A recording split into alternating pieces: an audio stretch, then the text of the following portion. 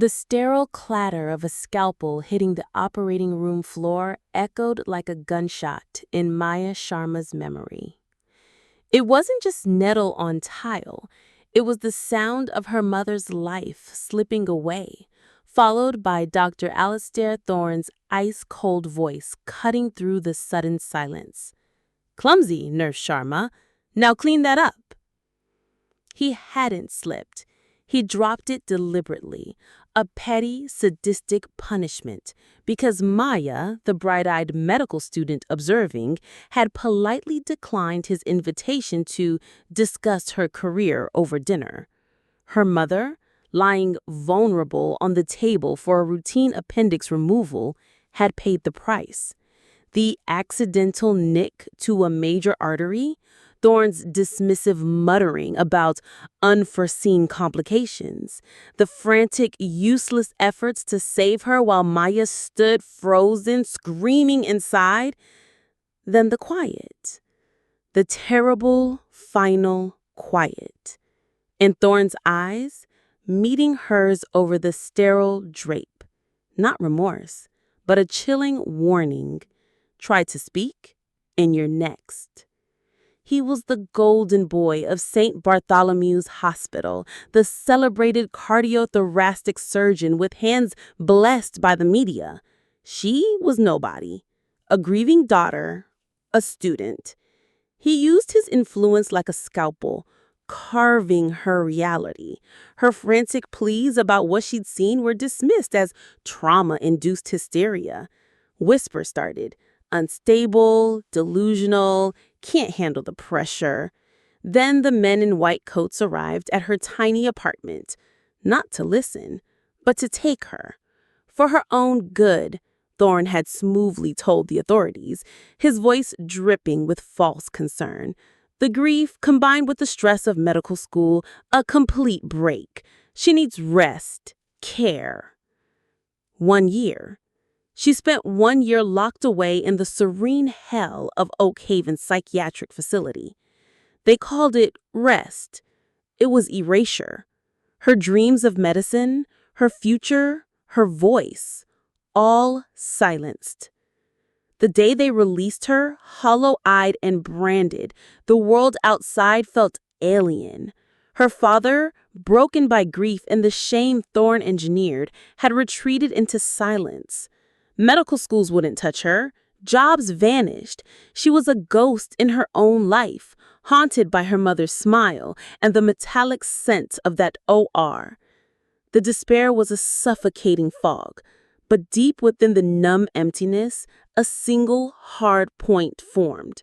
Not grief, not just anger. It was purpose, cold and sharp as surgical steel. Thorne hadn't just taken her mother, he'd taken her life, her identity, her sanity in the eyes of the world. He thought he'd buried her. Mistake. He'd forged something else in the darkness of Oak Haven, a creature of pure resolution. She would not scream her truth into the void. She would become the void that consumed him. Brick by brick, lie by lie, she would dismantle the monument he built on her mother's grave. She would become his shadow, his necessity, and finally, his ruin. She shed Maya Sharma like dead skin. 10 years later, Clara Evans walked through the gleaming automatic doors of St. Bartholomew's Hospital, her posture perfect, her smile warm and practiced, her resume impeccable. Physical therapist, specialist in post-surgical rehabilitation, especially for high-profile, demanding patients. Her first assignment? Dr. Alastair Thorne. He'd slipped on a wet marble floor at a charity gala, fracturing his ankle, a minor inconvenience for a god of the OR, but a devastating blow to his ego and an unexpected opportunity for the ghost who had finally returned. Clara approached Thorne's private suite, not a standard room, but a luxurious space more akin to a high-end hotel suite, paid for by the hospital board who worshipped their cash cow.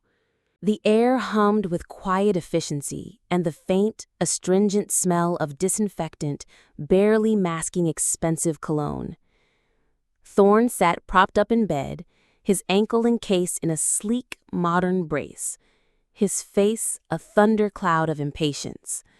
He looked older, the lines around his eyes and mouth deeper, etched by years of arrogance and the constant pressure of maintaining his image. His once athletic frame had softened slightly beneath the silk pajamas. But the eyes were the same. Sharp, intelligent, radiating an entitled impatience that could curdle milk. Seeing him, so close after a decade, sent a wave of icy fury through Clara that she channeled instantly into professional calm. "Dr. Thorne, Clara Evans, your physical therapist," she said, her voice warm, reassuring, devoid of any trace of the East London accent Maya had possessed. She extended a hand, steady, confident. Thorne's gaze flickered over her, dismissive at first, then lingering with a flicker of appraisal. He didn't take her hand. "Evans, finally. They told me you were the best. Let's hope that's not hospital hyperbole. This," he gestured contemptuously at his braced ankle, "is an unacceptable delay. I have surgeries booked, research pending. I need to be mobile. Yesterday." Clara kept her smile, retrieving her hand smoothly. "I understand your frustration completely, Doctor.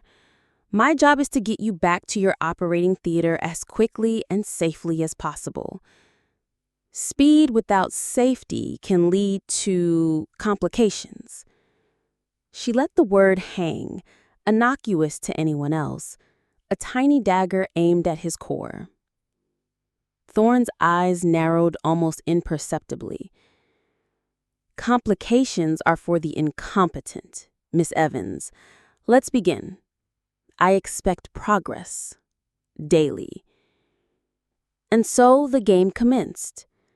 Clara was a model theoretist, patient, encouraging, meticulously professional. She guided him through the initial frustrating exercises, ankle pumps, gentle rotations, weight-bearing drills with the walker he despised. She listened attentively to his complaints, his tirades about hospital inefficiency, his condescending remarks about other staff. She became a fixture in his gilded cage, a calm presence in the storm of his ego. She noted everything. The tremor in his left hand when he was tired or stressed, a tremor he carefully concealed. His reliance on a specific brand of expensive mineral water, his allergy to penicillin, prominently noted in his chart but seemingly forgotten by everyone else. His schedule, down to the minute. His interactions, the sycophantic administrators, the intimidated junior doctors, the nurses who avoided his gaze, the few senior colleagues he tolerated with thinly veiled superiority.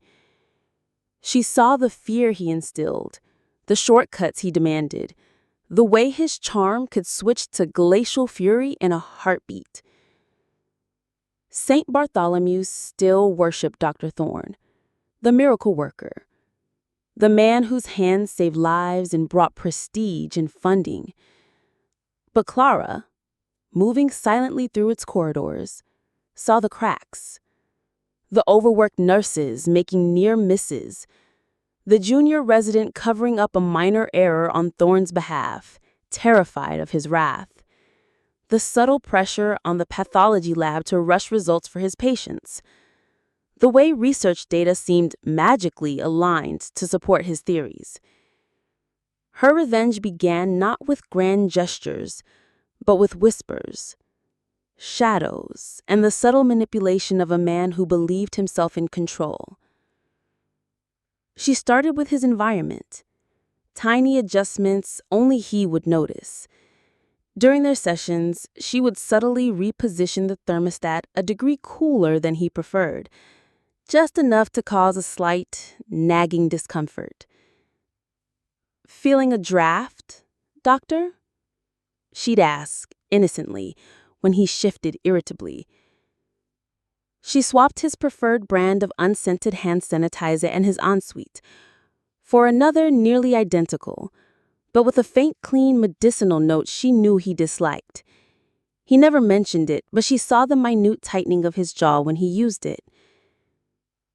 She began mentioning things, casually, almost absently. "Nurse Jenkins seemed quite flustered this morning," she'd comment while guiding his ankle through a stretch.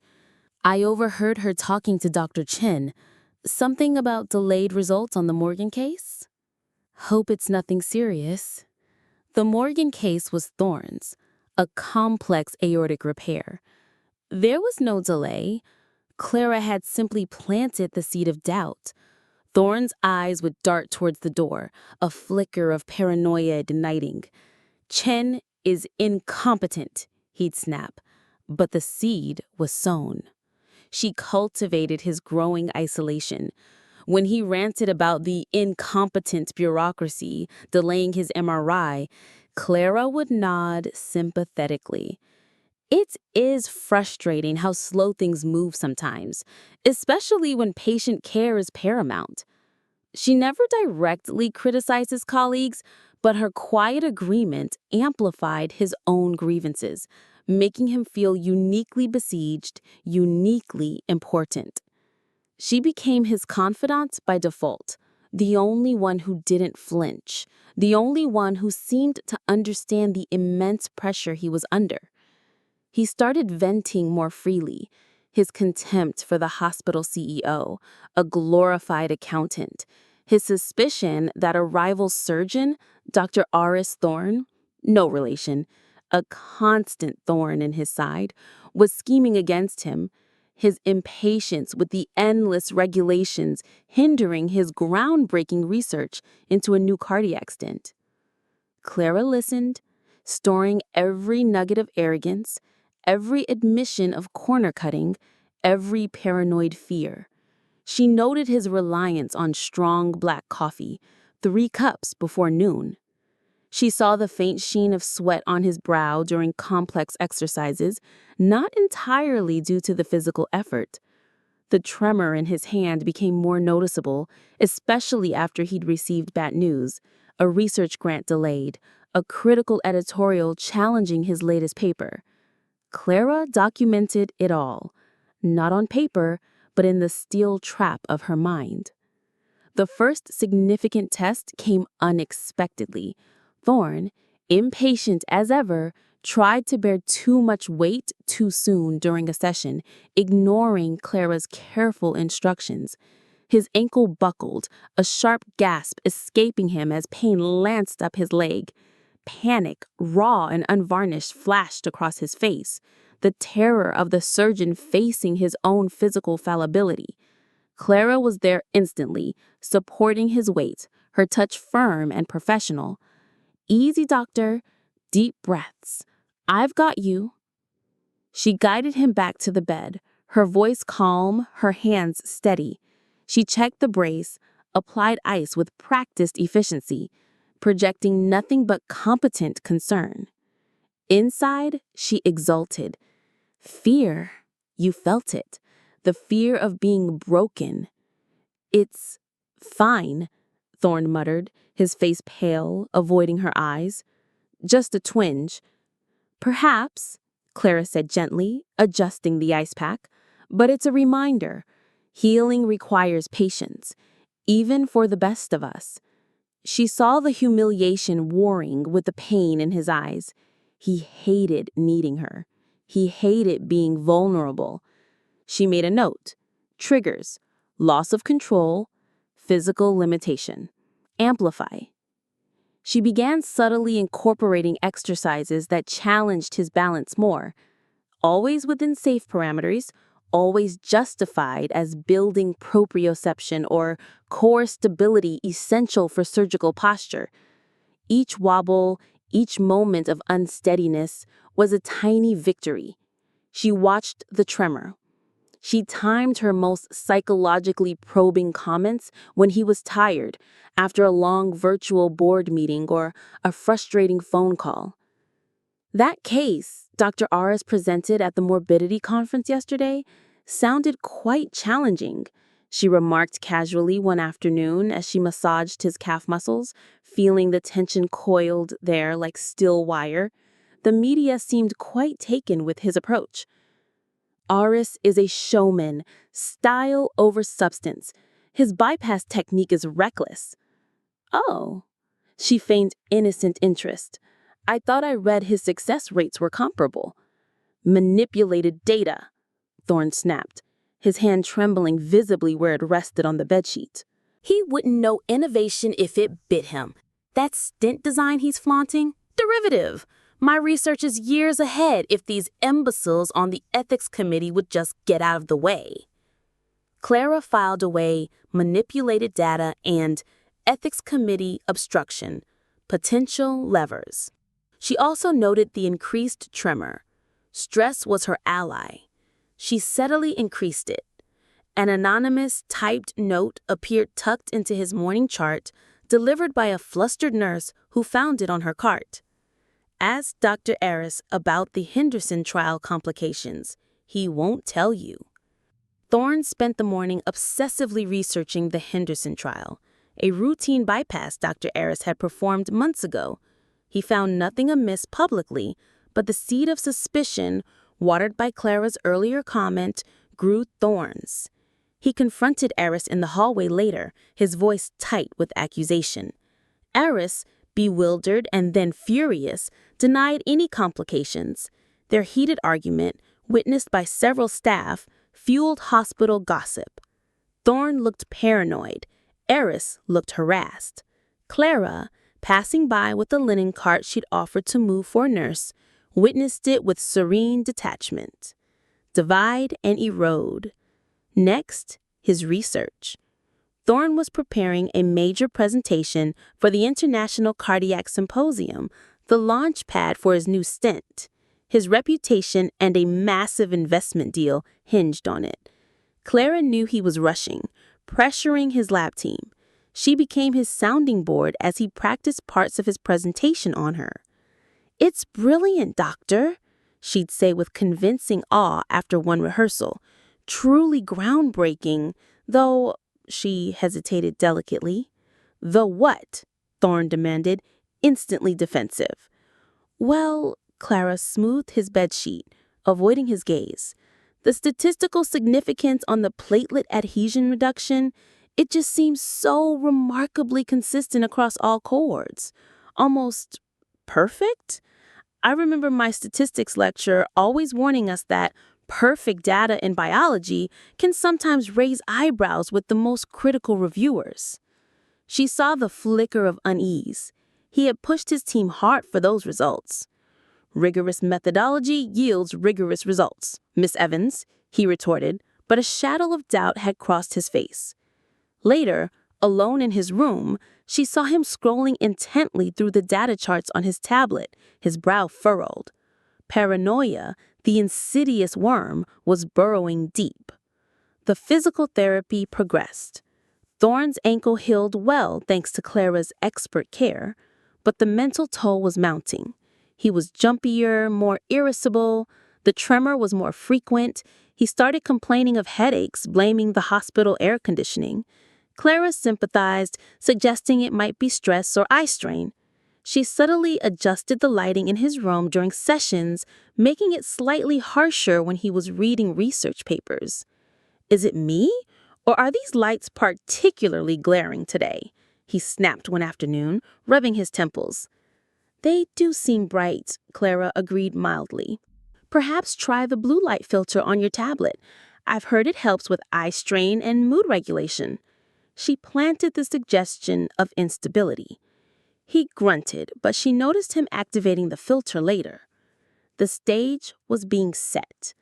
Clara needed exposure. She needed Thorne to crack, spectacularly, and publicly. The symposium was her target. She also needed justice for her mother. That required evidence. 10 years was a long time. Medical records from that day were sealed, lost, or sanitized. Witnesses had retired, moved on, or were too afraid. But Clara hadn't wasted her decade. She'd tracked down Mary Finch, the scrub nurse who had been in that fateful OR. Mary had left St. Bart's shortly after, under a cloud of vague rumors instigated by Thorne. She was working in a small community hospital now, haunted and wary. Clara, posing as a journalist researching historical hospital safety, approached her cautiously. It took months of gentle, persistent contact, building trust, before Mary, over tearful cups of tea in her cramped kitchen, finally broke. "He dropped it," she whispered, her voice raw with old terror. "He looked right at Maya, at the student, and he just opened his hand. It was deliberate. When things went wrong, he was furious, panicked. He yelled at me to hand him clamps, blamed the anesthesiast. Then afterwards," Mary shuddered, "he took me aside, said it was a tragic accident, but if anyone suggested otherwise, he'd make sure I never worked again. Said Maya was unstable, grieving. No one would believe her over him. He had the chief of staff in his pocket." Mary provided names: the anesthesiast, who'd retired to New Zealand, a junior resident who'd witnessed Thorne's panic and subsequent cover-up attempt. Clara, using skills honed in the shadows, tracked them down. The anesthesiast, Dr. Evans, a coincidence Clara used as a grim joke in her alias, was frail but clear-minded. He confirmed the sequence: the unnatural drop, Thorne's uncharacteristic fluster. The junior resident, now a family doctor in Scotland, corroborated in hushed, fearful tones, still terrified of Thorne's reach. Clara recorded their testimonies discreetly, gathering fragments of truth. She also accessed old staffing rotas and pharmacy logs. Circumstantial, but showing Thorne changed the scheduled OR team last minute, removing a senior nurse known for her integrity. The puzzle pieces were forming a damning picture. Back at St. Bart's, the pressure cooker approached detonation. Thorne was finalizing his symposium presentation, a ball of nervous energy and towering arrogance. The anonymous notes continued, vague, unsettling hints about Eris, about data inconsistencies, about the real cost of Thorne's ambition. Clara fed his paranoia during their now less frequent sessions. He was mobile, but she maintained contact, citing prevention of re-injury. "The board seems very focused on the investment tied to your presentation, Doctor. Dr. Eris was in the CEO's office for quite a long time yesterday." Pure fabrication. Thorne's face darkened. Eris wouldn't know a viable investment if it kicked him. He's a vulture, circling. But the doubt was there. Would the board back Eris over him if he stumbled? The symposium arrived, a glittering affair in a vast convention center.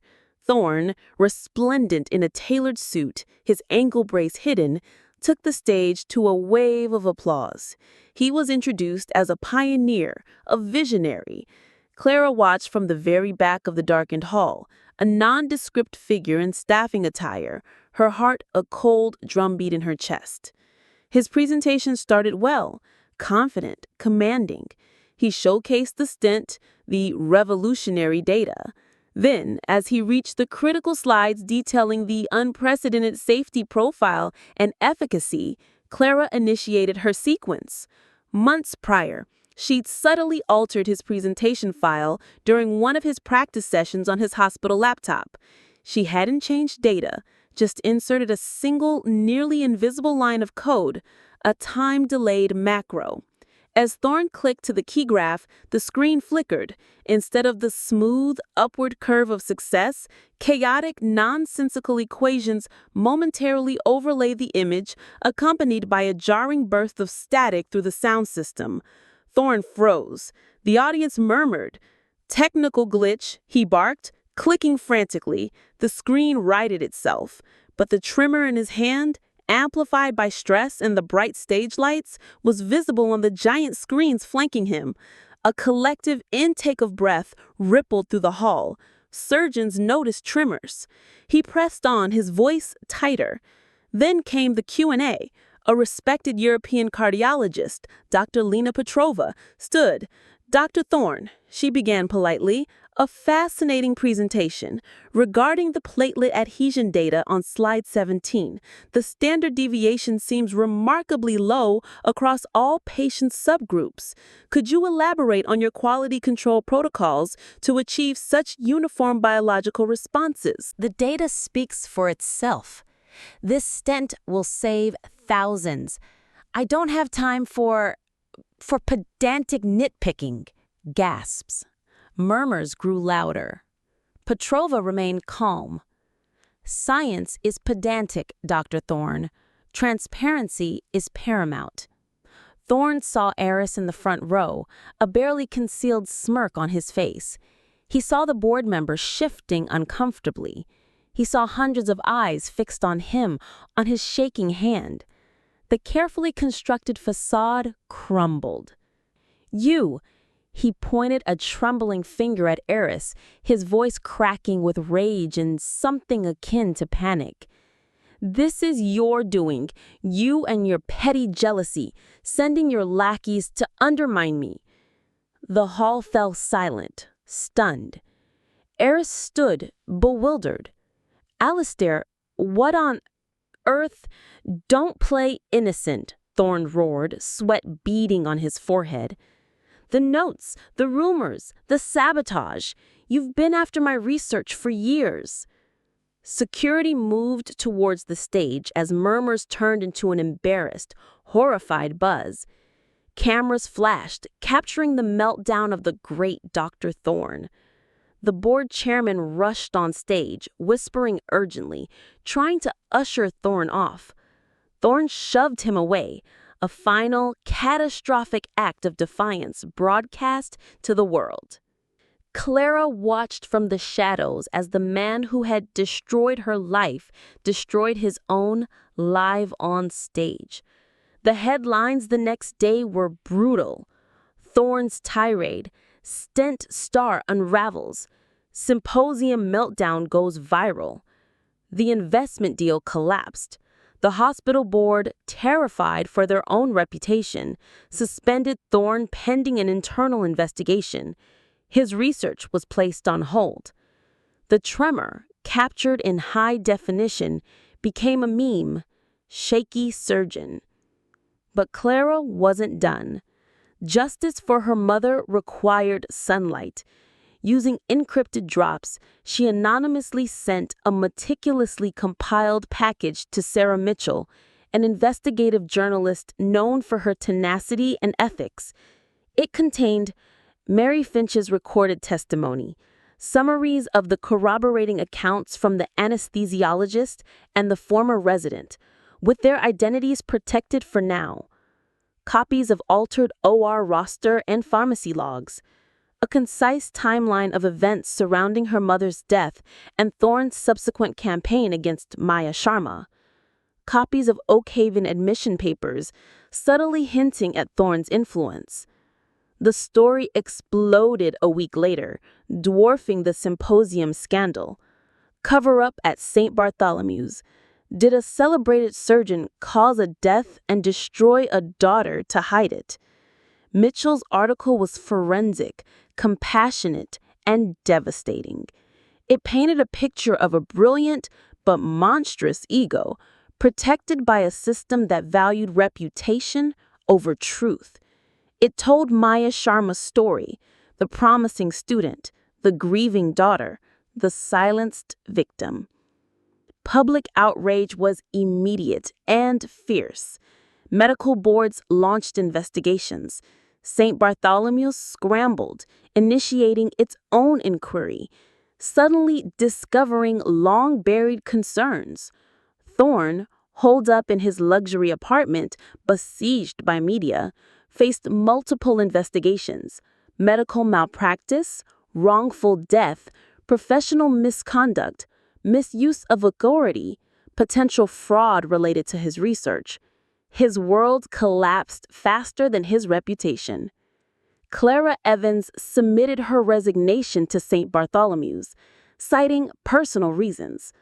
On her last day, she walked the quiet corridors, no longer a ghost, but a quiet witness to the end of an era of fear. She paused outside the now empty, opulent suite. The silence was profound. No raging, no demands. Just the echo of a fallen idol. She didn't need to see him broken, knowing he was broken, that his empire of lies lay in ruins, that her mother's truth was finally spoken, was enough. Maya Sharma walked out of St. Bartholomew's for the last time, not as a ghost, but as a woman who had faced the monster and reclaimed her life.